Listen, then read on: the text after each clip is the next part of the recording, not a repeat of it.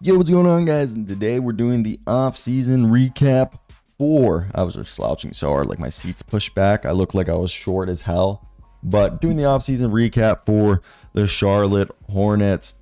And I'm actually stoked. Charles Lee, the boys, everyone's there. I like it. Look at the team. Mark Williams, Grant Williams, Miles Bridges, Brandon Miller, LaMelo Ball. Ignore the positioning. But if that's the starting lineup, that's the best starting lineup they've had in years. Then the bench, Vasilije Micic should be a six-man of the year candidate if he's going there. This guy's going to average like 8 and 8 and like 4 rebounds while shooting like hopefully close to 40% from three. I know he was awful last year from three, but I think he can do it. You got Seth Curry, hometown kid, Josh Green, and you got Cody Martin, Nick Richards. I really think they're 10 guys right there are like legit 10 NBA players. Then Trey Mann's awesome. I think KJ Simpson and Musa Diabate, great two-way guys. They still have Nick Smith and Tidjane Salaun, who they just drafted. Loved it. And then Taj Gibson to be the adult in the room. And they have one roster spot open that I think Marcus Garrett, Caleb McConnell, Raekwon Battle, and Keontae Johnson and Joel Soriano. I saw Raekwon Battle and Joel Soriano at Portsmouth. Interviewed Keontae Johnson at the combine a few years ago, 2 years ago. Marcus Garrett I went to college with. So those guys are also battling for the last two-way spot and for the last roster spot more than likely, and then the rest of them will be on the G League team. So with that being said, I would assume the last two-way spot will go to Keontae Johnson and the last roster spot will go to Marcus Garrett. Now let's talk about this team and let's get right into it. I want to hear your thoughts down below. What do you guys think of the Charlotte Hornets? Will this be a team that competes for the play-in spot for the first time since James Borrego?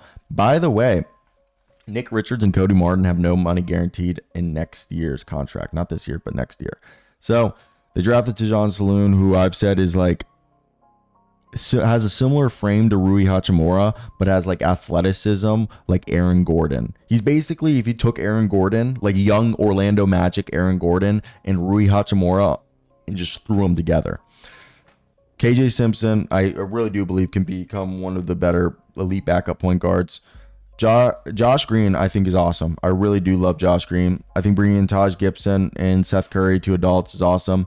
The Miles Bridges signing is impactful because they created enough flexibility to basically have this cap flexibility for down the road, get them some picks. They also have Grant Williams on this team, who's on a 3-year, $41 million deal, and he has value to the Hornets and other teams like the Philadelphia 76ers. He averaged 14 points, 50% from the field in the 29 games he played for the Hornets after being traded from Dallas.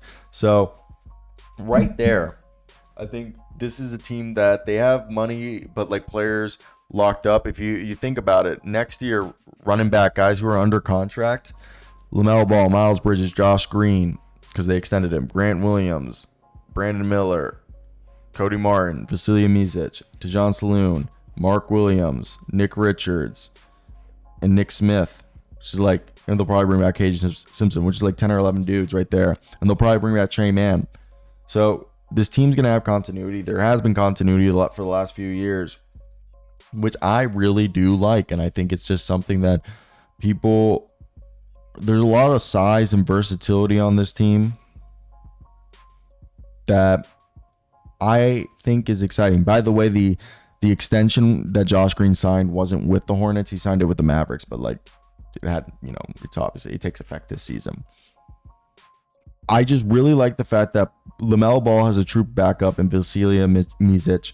Then they really don't have shooting guards. They're just going like wing heavy, and that's Miles Bridges, Josh Green, Brandon Miller. You could say Grant Williams, who's also a small ball forward, Cody Martin, Tidjane Salaun, Trey Mann kind of fits in there. So you have like 6 or 7 dudes who can play the 2, 3, and 4 spot for them. And then you have Mark Williams, who's a dog, his backup Nick Richards, and then small ball Grant Williams. And Grant Williams can be someone you flip down the road. I really like what they have. And then Diabate on a two-way. I think they've done a great job of roster construction. I think the way this team looks, it's exciting. And I don't know. I just want to say round of applause to how they've been able to put this team together, because this was a team that, if you look at the Hornets, this past year before were 2 years of Mr. Steve Clifford. And the last year, what was it, 20 to 21 Hornets? Was it the play-in team? Yes, that was the play-in team. They were 42-40 was the expected win-loss, and they ended up going 43-39. So they actually outperformed. They were the fourth best offense or fourth best points per game, ninth best offense, however, seventh worst defense, and they allowed the fifth most points. And then they dropped from being a top 10 offense to the worst offense of the league in the 10th. They literally said, we fired James Borrego, who had the best offense, one of the best offenses of the league, because we wanted to fix defense. And we go from top 10 offense to the league's worst offense and to the 10th worst defense. And the defense never improved. It's just the whole Steve Clifford and the whole thing, the reason why they moved on from James Borrego was dumb. And I think they realized that. And plus, it's a new ownership and money is coming in. And it's basically like the Atlanta Hawks from when Mike Budenholzer was there. So it's a